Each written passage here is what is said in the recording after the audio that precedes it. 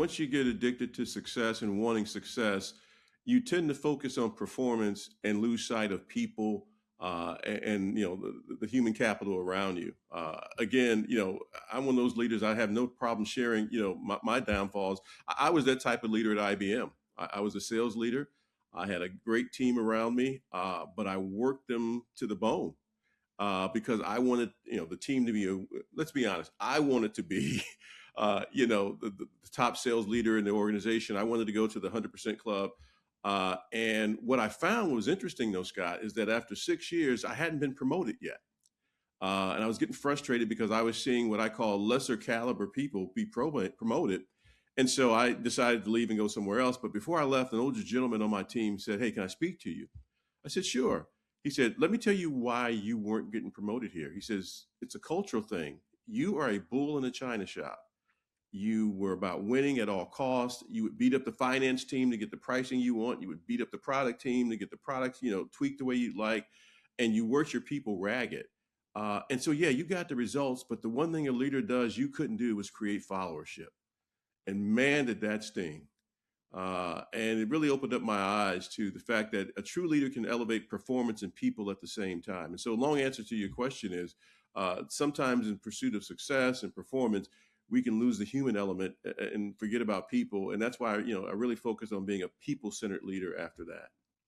Yeah, I think that's a great lesson, and one that I went to a leadership development training one time with one of the finance companies I worked with early in my career, and they were putting me in a position to be a future leader of the company. And we went through these, had a behavioral psychiatrist follow us around, and they evaluated you in your performance. We did the city council meeting, a mock city council meeting, and I had like five people. We each were given two items to get through, but only three could get through with five people. Of course, I got two out of the three. I got two out of the three, and I got both of mine passed.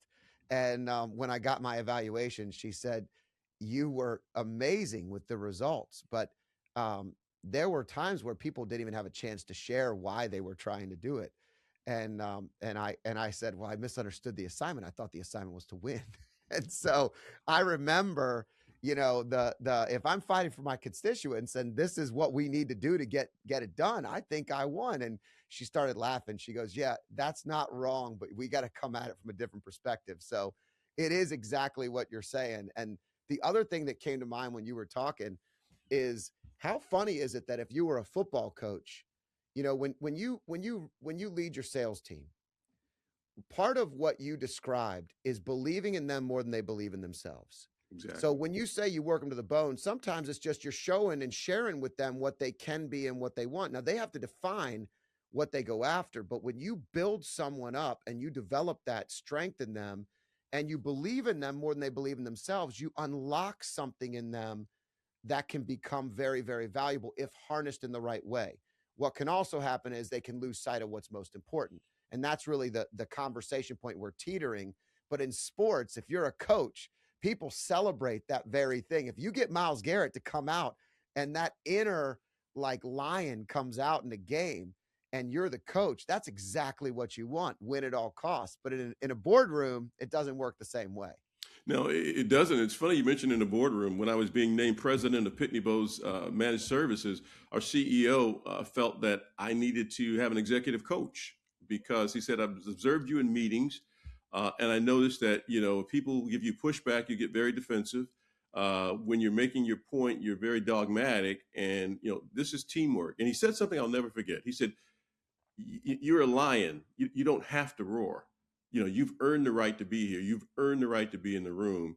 And again, I'll never forget, it was a year of executive coaching to again, kind of get that edge smoothed out that says, "Hey, don't forget the people on this journey." Using your example, I agree that when I believe in a person or let them think or when they know I believe in them, they do more than they ever thought they could on their own. My motivation though wasn't from that place before, and that's why I was able to kind of pick on myself and say, "Hey, it was about me wanting to have the best team, not for the team's sake, but really for my sake." Yeah, I've always fallen a little bit more into the belief in that person and pushing. But sometimes you can push them so far out of their own comfort zone that they feel uncomfortable with who they become, and it's not who they wanted to become, but they didn't shape it themselves. And so just because you unlock something, it doesn't mean that that's the part of them they were wanting to unlock. Yeah. And so there are some challenges across the board that I've seen through that style.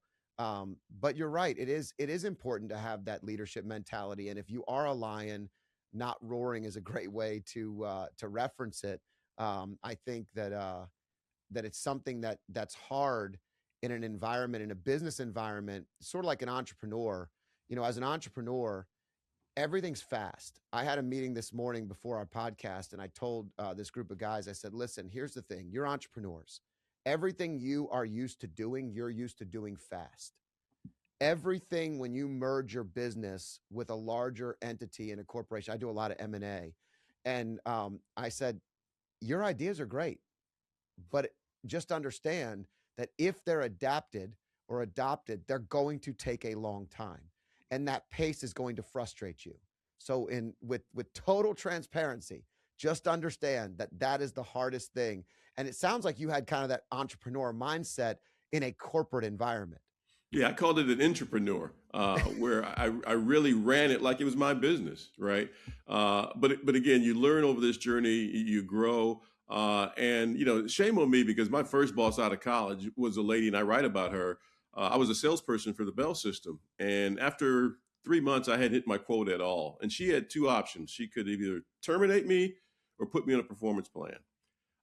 She opted to do neither. What she did was she observed me. She went out, spent time with me, and said, "Okay, here's your problem in presentations." And she would stay for me after hours for about an hour for 2 weeks to help me go over my presentation, overcoming objections. How to understand, read the room to say, okay, just because you got 20 slides, don't mean you have to go through all 20. And that lady, Lainey Porter, was probably part of the reason I'm here today was because she could have done the other way as a leader, and who knows where I'd be. Where do you think that mentality came from? I mean, as a young person, was it framed in your family? Was it something that you really like? Where did the goals and the drive and the striving come from? Yeah, it came from my family, in my upbringing. I'm the first college graduate on either side of the family, the oldest grandchild. And so there was always this push of you have to be the example, for your siblings, for your cousins, what have you. Secondly, my parents, who ultimately became college graduates, but at the time weren't, made it not optional for me. They understood that education was going to be the key that I was going to need and use to elevate, myself socially, economically, and financially. And so it was very much beat in. And then the other thing was my mother, and my first book I wrote up after her saying, "Good is not enough." It would never let me settle. If I got a B in something, she knew I kind of got an A in. There was no celebration. It was, what have you. Now, there's pros and cons of that approach too, but that was the drive that was born in me as a kid. Kind of having to be the one to be example for the other kids in the family. Yeah, it's almost a leadership position without training.